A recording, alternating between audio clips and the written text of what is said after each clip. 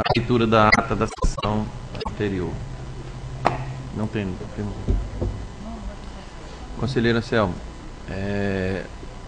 deixa o doutor Rafael.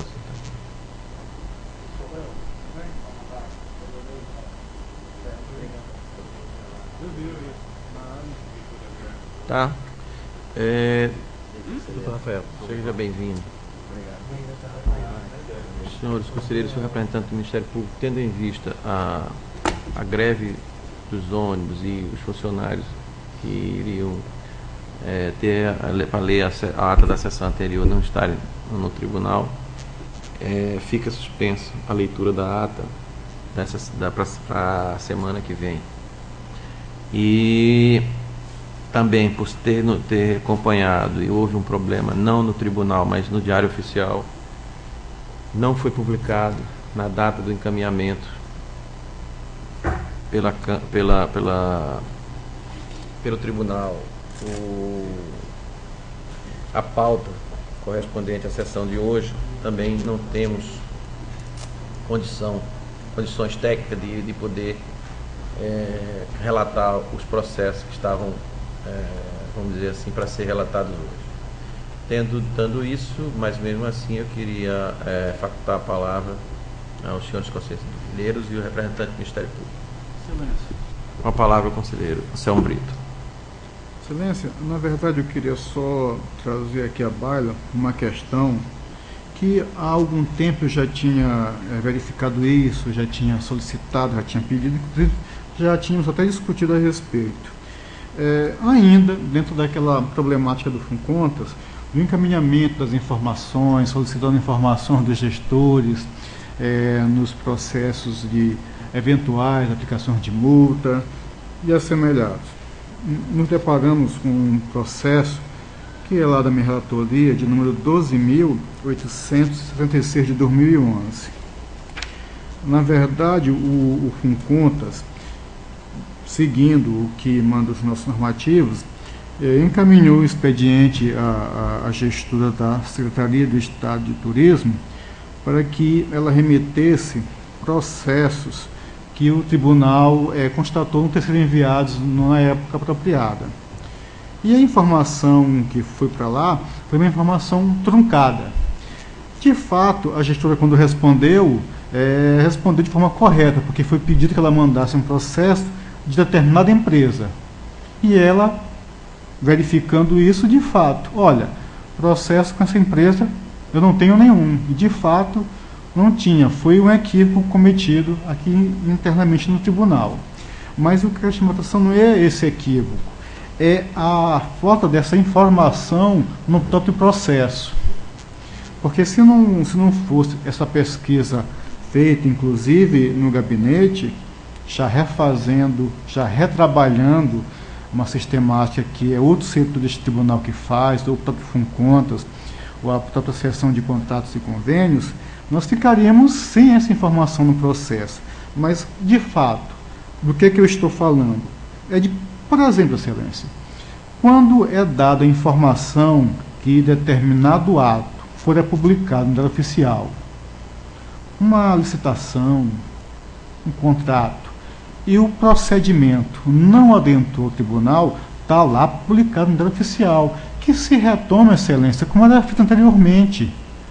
Constatou-se que foi publicado e não foi enviado ao tribunal, que se tire um machete, que se imprime esse Diário Oficial e anexe ao processo para que nós possamos ter essa informação. Com certeza nós faríamos um controle de qualidade melhor. Pelo menos os três setores passaria a informação, o último, o gabinete dos conselheiros, e a informação estaria lá disponível para verificarmos e evitarmos esse tipo de situação que só atrapalha o nosso funcionamento. Já visto que eu não estou nem falando naquelas questões que o protocolo, às vezes, até por fora, não obedecendo a entrada rigorosa do processo no tribunal, acaba muitas vezes a informação que o determinado procedimento entrou em data equivocada no tribunal, quando na verdade dá-se entrada na época certa ou no último dia do prazo, mas por questões de funcionamento o sistema acaba protocolando no dia posterior, o que às vezes ocasiona a aplicação da sanção, quando na verdade esta situação de fato não existiu. Só reiterando que aqui, pelo menos, Excelência, eu acho que a Excelência concorda com esse posicionamento que eu seria a Excelência, que se volte a, nesses casos, tire-se uma xerox do diário oficial ou se imprima e junte ao processo, para saber exatamente de que contrato, com que empresa está se referindo, porque a comunicação que vai para o gestor é uma comunicação de meia lauda e só se diz o contrato e a empresa, nada mais. Se a informação daqui vai equivocada, chega no gestor, ele vai pesquisar, com se a empresa realmente, eu não tenho um contrato. E é a informação que vem. E às vezes evita esse trabalho dobrado do gabinete do tribunal. É só, Excelência. Continua facultada a palavra. Queria falar, Excelência, sobre esse assunto aí, Excelência, seu presidente, seu conselheiro Anselmo Brito, eu gostaria de fazer uma observação, como tem uma determinação, foi acordado no Tribunal Pleno que o regimento interno, tem um estudo aí para a reforma do regimento interno. Eu penso até que, com relação a esses atos de contratos e convênio, a anotação aqui pelo tribunal, isso aí deve ser revisto, no sentido até de extinguir esse tipo de análise por parte do tribunal, com relação à anotação especificamente, não que o tribunal deixe de fiscalizar. Eu penso assim que essas informações sobre contratos, licitações, editais de concorrência, convênio, todas essas informações sejam encaminhadas ao tribunal eletronicamente via SICAP e que essas informações sejam analisadas aqui pelo corpo técnico quando se determinar em processo essa análise ou quando se fizer necessário no exame das contas dos gestores, né? Então, eu penso assim, essa providência hoje, ela seria viável, mas com relação à reforma, como existe a previsão da reforma do regimento, eu penso que esse tipo de ato aí deveria ser extinguido aqui, inclusive isso aí daria extinguiria vários processos aqui no tribunal e daria um grande avanço no tribunal com relação aos procedimentos adotados para exame da prestação de contas, né?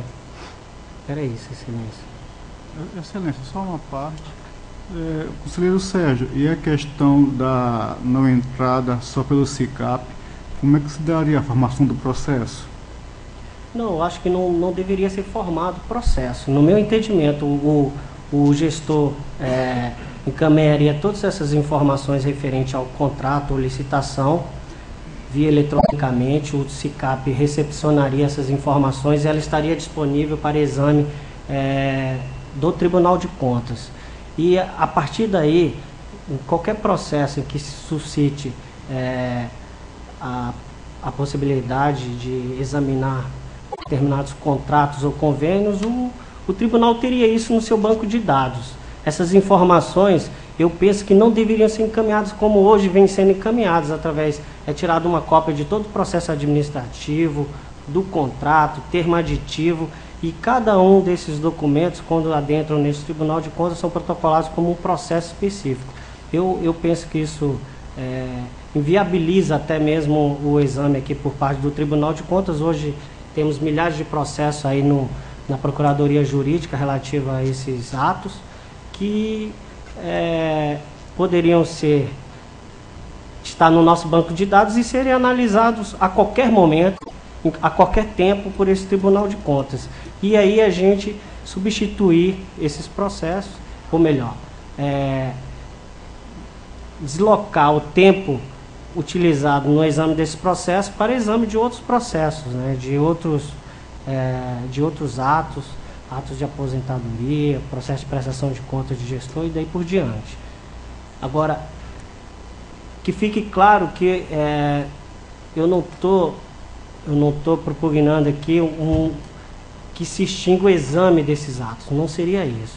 É a forma como isso deve ser feito aqui pelo tribunal. Eu acho que a anotação não é o caso, que esse tipo de ato feito aqui pelo Tribunal de Contas, a anotação eu desconheço em outro Tribunal de Contas. Então, em razão da reforma do regimento, eu penso que isso aí deve ser revisto. Essa é só uma opinião, Excelência. Assim, eu gostaria de colocar, como o senhor, Vossa Excelência, tocou no assunto, eu acho que é pertinente aqui, por se tratar de Câmara também, e depois, talvez isso aqui possa ser levado ao plenário, mas eu penso que isso aí deveria ser revisto, e o momento oportuno seria essa revisão aí do regimento interno. Palavra, doutor Rafael. Conselheiro Otávio Lessa, conselheiro Anselmo Brito, conselheiro substituto Sérgio Maciel, aproveitando que não temos processo e que foi levantado o debate sobre essa questão, que para mim é a questão mais importante do tribunal hoje, também concordo com o posicionamento do conselheiro substituto Sérgio Maciel. A forma de atuar do tribunal, ela não está adequada sob os diversos pontos, seja jurídico, seja operacional. Também desconheço e acho que não tem nenhum respaldo jurídico essa questão do tribunal ficar anotando contratos e licitações, anotando convênios.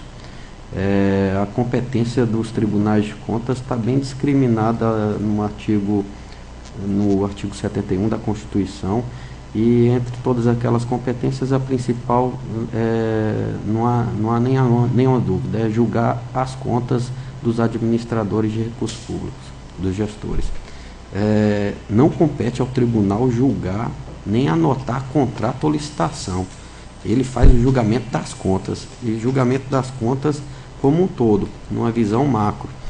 Eu concordo que deve ser abolido essa sistemática de as administrações municipais, estaduais, ter que remeter todo o contrato que é celebrado para o Tribunal de Contas, senão isso daqui vai virar um depósito de papel que não vai conseguir ser analisado e processado a tempo.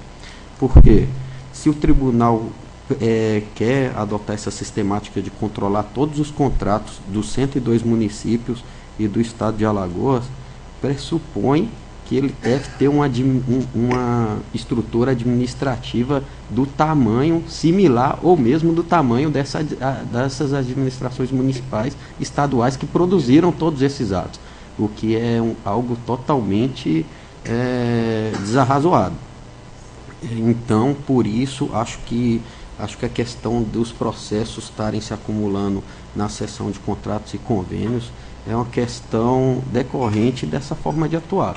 Se mandam todos os processos, pressupõe que o tribunal vai ter que ter o mesmo número de servidores que todas as administrações que produziram esses processos, porque senão vai ter o acúmulo normal. E o acúmulo gera uma atuação atrasada, e uma atuação atrasada a gente vai analisar, julgar, analisar contratos, licitações de 2008, 2010, quando o dano ao erário, se houver, já foi concretizado e aí passa a ser de difícil reparação.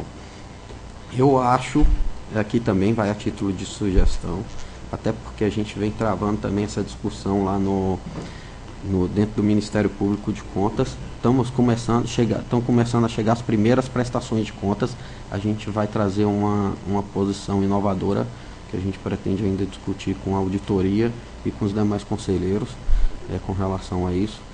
E não vou entrar ainda no mérito, porque estão chegando as primeiras e ainda a discussão lá ainda está muito nova, ainda precisa amadurecer mais.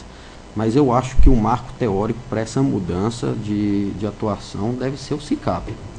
Além de eliminar essas remessas de todos os contratos, elimina-se logo o papel que está caindo em desuso. A tecnologia da informação, ela hoje dentro dos tribunais de contas é o ponto central, é o núcleo de atuação. O Tribunal de Contas, eu falo, ele é imprescindível para ele 3 áreas: contabilidade, engenharia e tecnologia da informação. E dessas 3 eu não tenho dúvida que tecnologia da informação é a principal.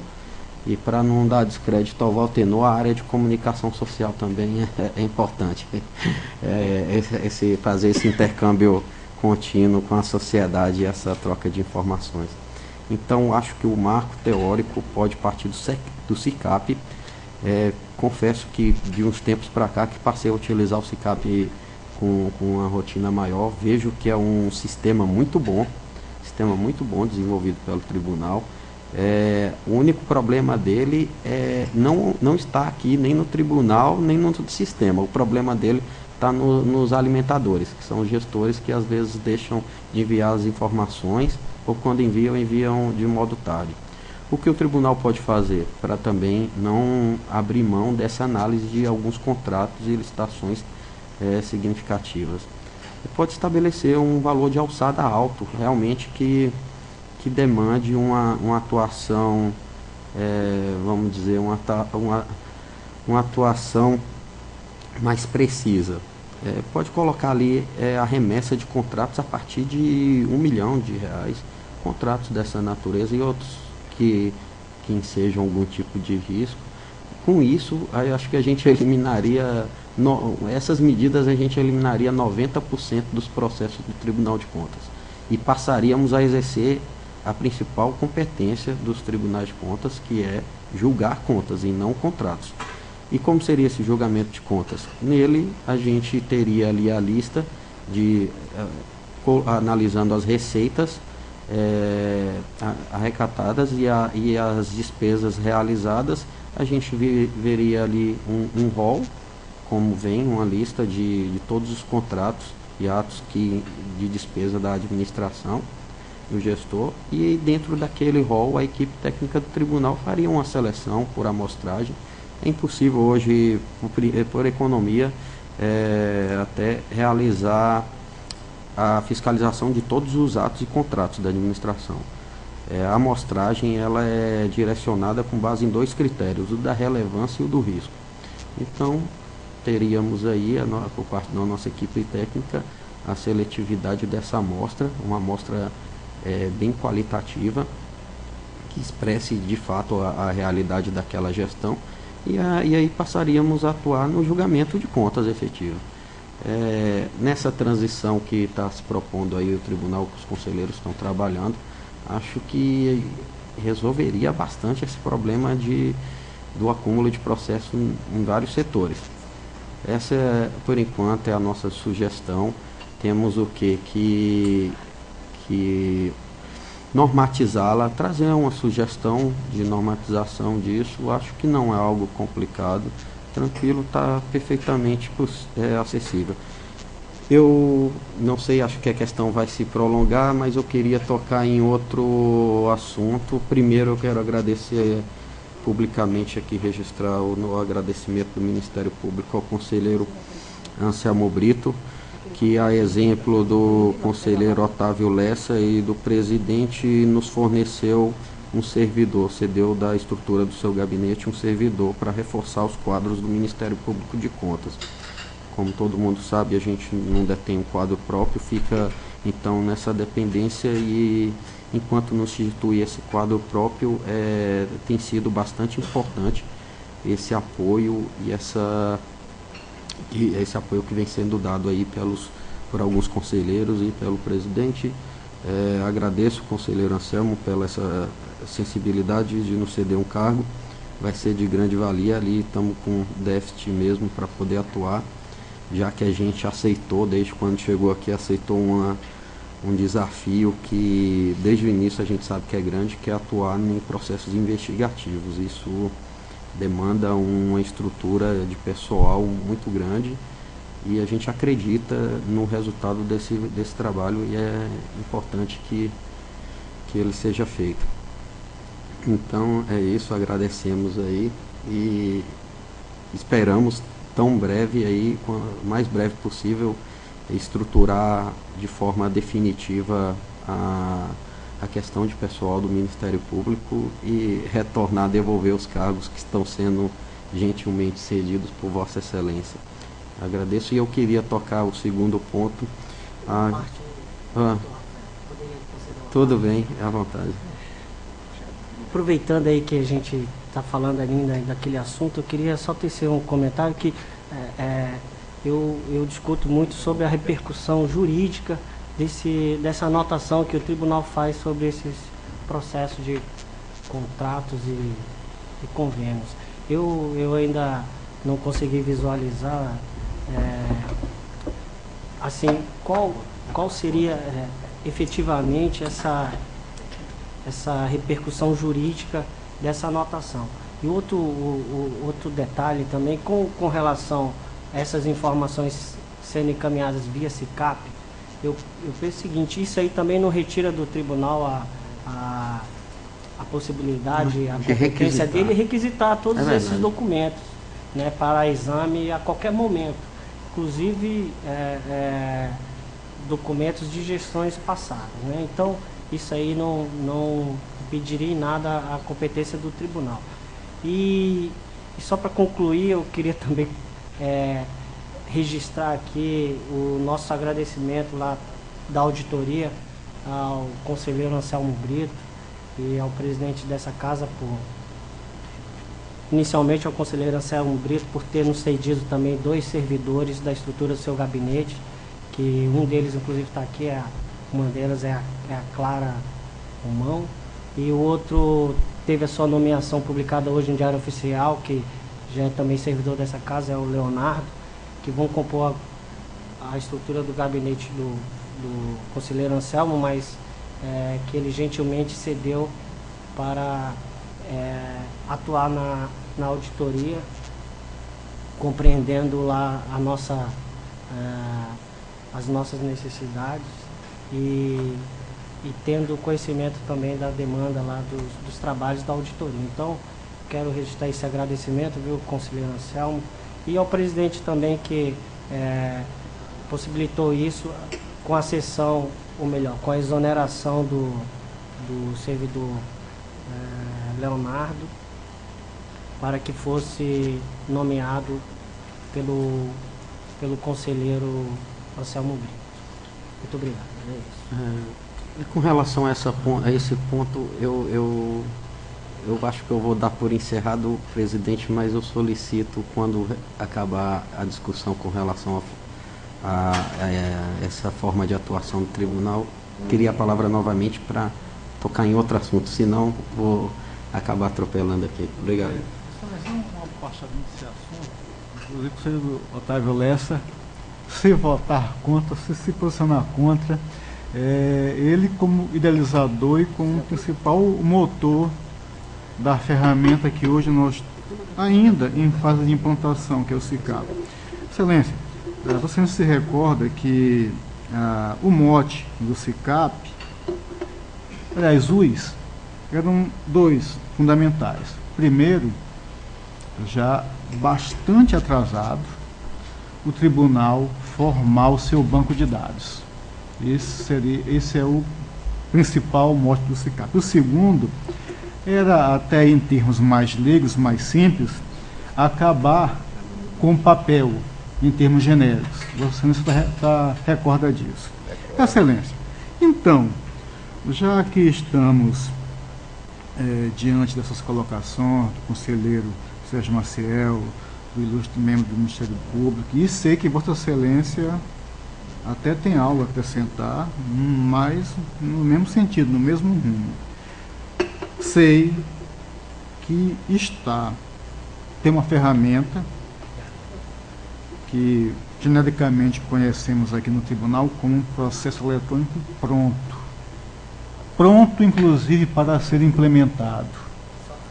Vossa Excelência, eu queria chamar uma sugestão e chamá-lo, aliás, gostaria de acompanhá-lo, na verdade seria essa, que o senhor foi o inaugurador de toda essa sistemática,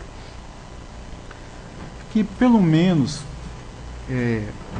a título de piloto, de teste, os gabinetes desses conselheiros aqui presentes nesta sessão já comecem a utilizar o processo eletrônico.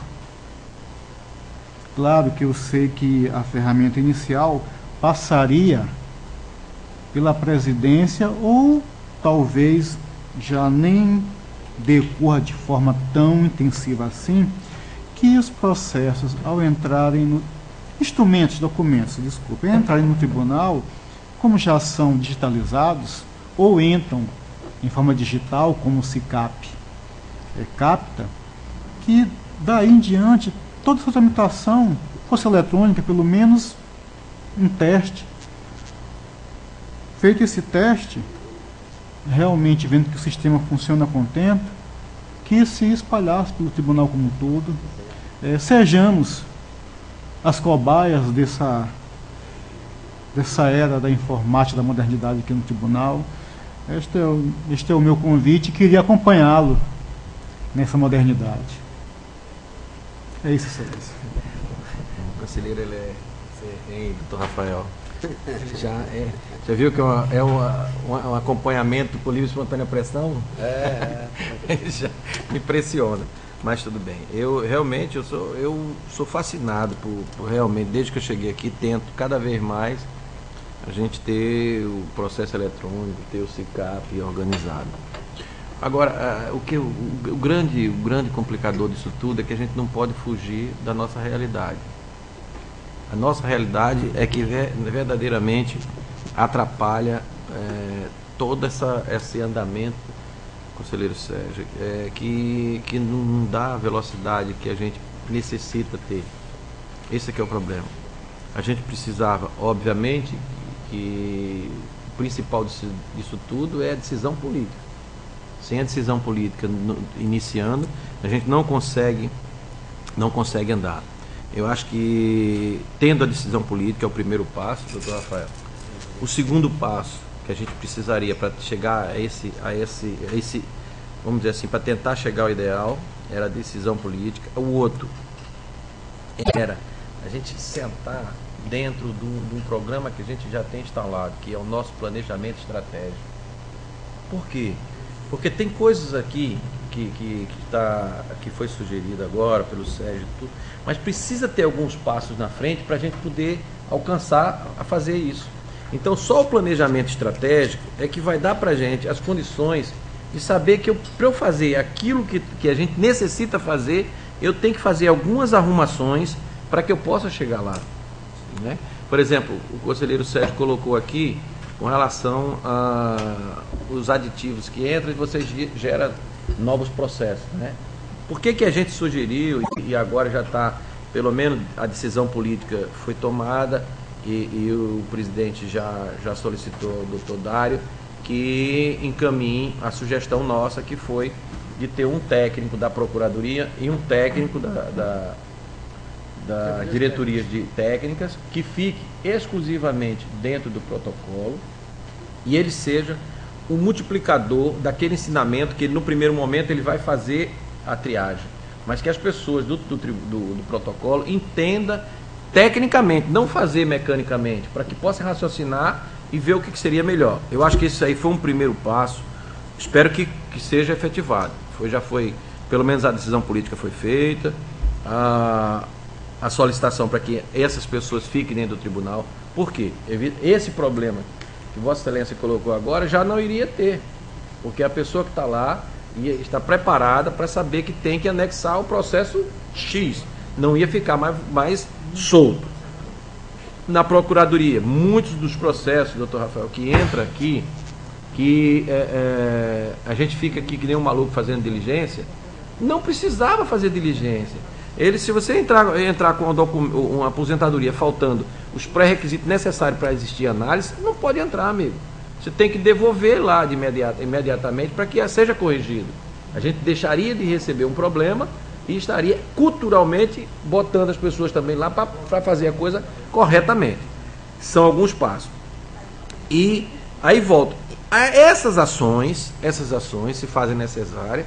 E agora eu acho que a decisão política mais importante para que a gente possa chegar nesse ideal sugerido, que eu concordo plenamente com tudo que foi dito, é eu não vejo de outra forma se a gente não tiver efetivamente trabalhando com planejamento estratégico.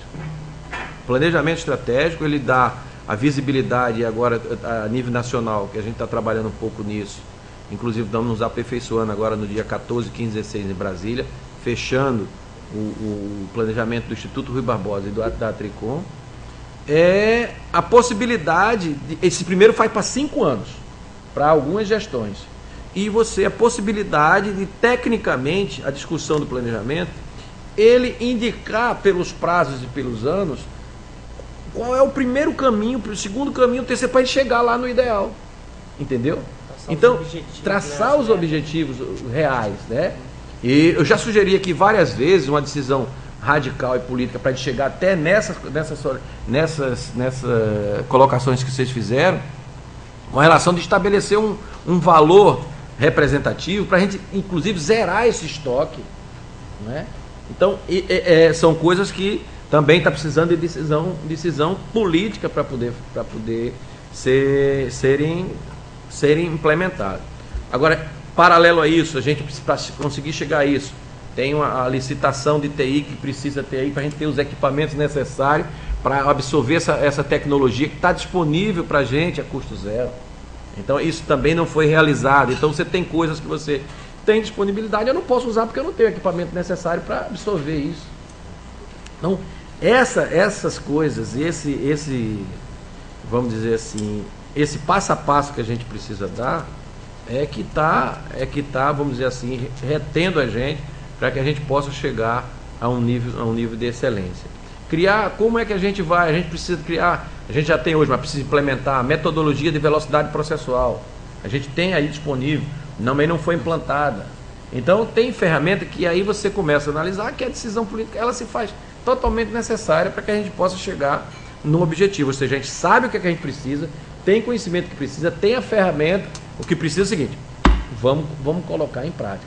Essas decisões, concordo, esses volumes de processo, como é que a gente pode baixar? Como é que a gente efetivamente pode fazer isso?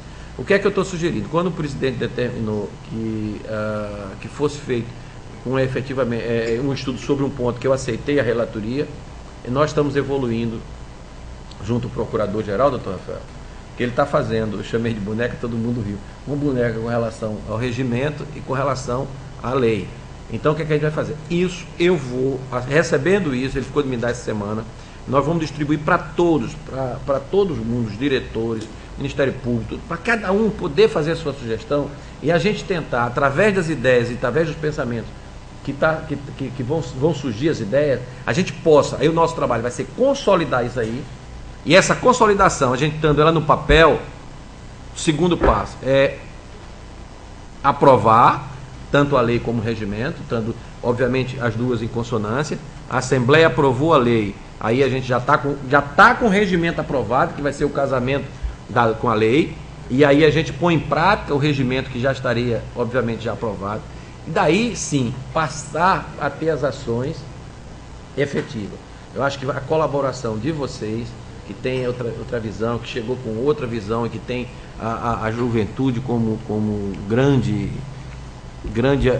auxílio e a competência desse estudo que vocês têm todo recente na cabeça e a experiência que vocês têm com relação à utilização da informação globalizada que a gente tem hoje, né, como uma grande ferramenta, pode nos ajudar muito. Eu aceitei essa relatoria, vou tentar fazer o melhor trabalho possível, mas seria, e já fico encarecidamente agradecido, que todo mundo possa estudar ao máximo essas sugestões, que possa dar, e nós vamos fazer a ideia é fazer depois uma consolidação, que aí vai envolver aí um fórum maior, onde a gente vai, a unanimidade vai ser difícil, mas como consolidar como maioria, a gente consolidar numa lei nova e num regimento novo. Isso aí eu prometo, e assim que eu tiver isso aqui, e na maior velocidade que eu possa estabelecer, porque realmente eu acho que se não for daí, a gente não sai para lugar nenhum. Daí essas sugestões, vai ter fazer auditoria por amostragem, eu acho que a gente tem condição de se estruturar melhor, a gente ter condição dentro desse regimento, criar uma velocidade processual maior, a gente vai ter que estudar uma forma de efetivamente criar um concurso público Não sei como, mas não posso conceber, doutor Rafael, como é que a gente pode trabalhar com um engenheiro para 102 municípios, 102 câmaras, é impossível você trabalhar dessa forma. A gente tem que criar, sei lá, a gente tem que criar nisso aí. Mas como cada coisa tem que ser passo a passo, eu acho que a gente está, pelo menos existe a sugestão, existe o pensamento, a gente sabe que tem como solucionar. Esperamos que, através dessas ações que está sendo sugerida, a gente consiga realmente reverter uma maior velocidade possível, porque pelo menos é o nosso sentimento, eu tenho certeza que é o sentimento de todos vocês. Excelente. Bom, conselheira Selma. Só mais uma vez, eu acho que já até posso ser taxado de chato em repetir essas informações, mas sempre que tiver oportunidade, vou fazê-lo. Vossa Excelência fala do planejamento estratégico, já iniciado nesta casa. Vossa Excelência fala do PDI. Não esqueçamos, Excelência, PDI pago, recurso público utilizado e até este momento não implementado. Se ainda fosse auditor, numa análise simplória, diria que um gasto legítimo, porque já pago e até agora não implementado. Mas qual seria a dificuldade dessa implementação? O pleno do tribunal ainda não se manifestou a respeito. Se manifestou. Aprovou. Não há justificativa para a sua não implementação. Então, as ferramentas, não temos todas, é verdade, Excelência. Mas o começo, o início delas, já temos. E até já poderíamos ter implantadas. Uma outra coisa que você falou, os processos licitatórios de TI. Pelo que me recordo, são dois. Um da própria consultoria de TI, que seria o marco inaugural inicial. Recursos, esses também carimbados, existentes. Realmente, o que falta não é nem a feitura, é o prosseguimento do processo que já foi instaurado, ou até a sua atualização pelo lapso temporal. E dois, a questão dos equipamentos, a modernidade que o tribunal almeja, mas que sem os equipamentos fica só mesmo na intenção, na vontade. E neste último caso, também com recursos aí já disponíveis para utilização, e melhor, se há algum receio, se há algum medo, na prática não existe razão de ser, porque o próprio órgão técnico concessor desses recursos já se manifestou no sentido de que não há objeção nenhuma nos termos técnicos que eles utilizam para que se faça o procedimento e se adquira os equipamentos todos necessários à nossa modernização. Mais uma vez, até já com alcunha de chato, mas toda vez eu não tenho como deixar de falar desses pormenores. É isso, Excelências. Obrigado. Continua a facultar a palavra. Eu gostaria de falar de um segundo ponto para virar a página. Já debatemos várias vezes, temos aí mais convergências do que divergências nesse ponto. Resta, que nem colocou muito bem o conselheiro Otávio Lessa, transpor os obstáculos que hoje está existindo, e eu acho que com muito esforço e trabalho a gente vai conseguir. Mas eu queria, nesse segundo ponto, falar de um projeto que existe em nível nacional, e a gente deu começo aqui no Tribunal de Contas, mas por diversas questões ele ficou paralisado. É o projeto nacional a campanha nacional do Ministério Público de Contas pela Acessibilidade Total. Em dezembro do ano passado, a gente fez uma proposta administrativa direcionada à presidência e até hoje não tivemos uma resposta. O que consiste esse projeto? Aqui no estado de Alagoas existe um administrador local de cada estado desse projeto nacional. Aqui os colegas me incumbiram essa tarefa de ser o administrador local.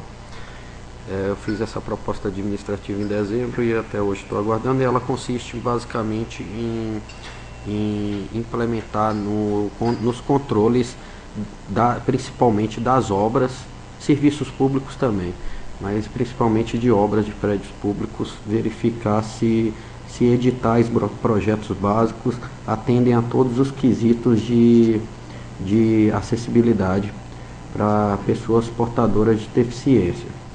É um projeto de muita importância, eu estou vendo, acompanho a notícia dos demais tribunais e é uma proposta que, no modo geral, está tendo uma aceitabilidade muito boa por parte de todos os tribunais, da maioria dos tribunais de contas. Eu estou vendo a gente ficar atrasado mais uma vez nesse aspecto. Também por culpa minha, que eu propus no dezembro de 2011, mas também não venho cobrando. O que eu vou começar a fazer a partir desse mês. Me descuidei um pouco porque havia questões institucionais mais relevantes aí de sobrevivência do Ministério Público, questões de disputa de vaga, falta de pessoal, inclusive o servidor que nos foi concedido aí pelo conselheiro Anselmo, já estou incumbido ele de tocar em frente esse projeto que eu vou ficar só coordenando. Entre os objetivos principais, verificar, tanto na fase interna, na licitação e na execução, se estão sendo atendidos esses critérios. É claro que a gente tem aqui um problema. Um engenheiro só verificar isso vai ficar complicado. Mas é importante que o Tribunal de Contas aqui de Alagoas também se engaje nessa campanha nacional. E a respeito disso temos dois eventos bastante importantes que eu pediria ao tribunal, se do interesse dele, solicitar a sua participação nos debates. Primeiro é a terceira Conferência Nacional ou Conferência Estadual de Defesa das Pessoas com Deficiência Física, que vai ocorrer no dia 31 de agosto. O governador já editou um decreto convocando aqueles que queiram participar. Estou fazendo um pedido para a inclusão do Ministério Público de Contas, onde a gente pretende fazer essa exposição dessa campanha nacional que vem sendo desenvolvida pela Ampicom. Outro evento que bastante importante, que tem como mentor aí o procurador Sérgio Caribé, lá do TCU, e vai ocorrer no TCU, é o controle das políticas públicas de acessibilidade. Vai ocorrer no dia 12 e 13 de setembro, também vou participar desse. Esse aí vai ser um pouco mais difícil que é lá em Brasília, lá no TCU. Mas também vai reunir todos os administradores locais dessa campanha nacional.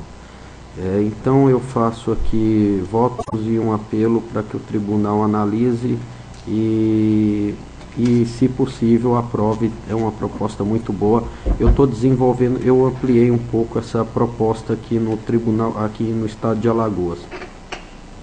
Vou atuar prioritariamente no nível estadual, já que nível municipal nesse momento não é o mais oportuno, até por causa das eleições municipais, o foco fica disperso e também vamos ter aí a transição de vários gestores. Então, na esfera municipal, pretendo começar a atuar a partir de janeiro do ano que vem. Focar agora no nível estadual. Municipal só tem um detalhe que eu quero contemplar. Desculpa. A licitação do transporte coletivo urbano. Que esse está à frente é o Dr. Pedro, que ele está fiscalizando essa licitação, mas eu vou me intrometer um pouquinho no trabalho dele apenas para verificar se o edital e o projeto básico está contemplando as normas da ABNT com relação à acessibilidade no transporte público coletivo aqui de Maceió. É o único no trabalho. Na esfera estadual, depois dessa proposta administrativa, cheguei a me reunir com a secretária adjunta de Educação para ver se a equipe dela estava atendendo na questão da reforma das escolas.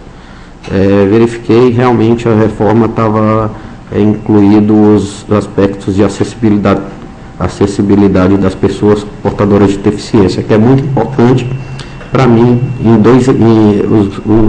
as áreas mais importantes, educação e saúde, né, já que essas pessoas geralmente demandam um serviço de saúde constante. É importante que hospitais e escolas estejam devidamente adequadas aí para acessibilidade. Saiu no edital saiu no Diário Oficial de hoje também, pode ser usado como exemplo até para iniciar também a outra atuação. O edital de construção e reforma da nova sede do TETRAN, foi publicado hoje. É um órgão que existe uma movimentação de público muito grande. É um órgão que também, um prédio que também necessita se adequar a aspectos de acessibilidade. Fora os outros controles de legalidade, né? Questão de economicidade, legitimidade. Mas eu estou focando, como a minha seara esse projeto, eu foco só para também não me intrometer no trabalho dos outros colegas, que o DETRAN não cabe a mim fiscalizar, então é nesse ponto. E outra questão, então eu queria destacar esses dois eventos, pedir que o tribunal analise a nossa proposta administrativa.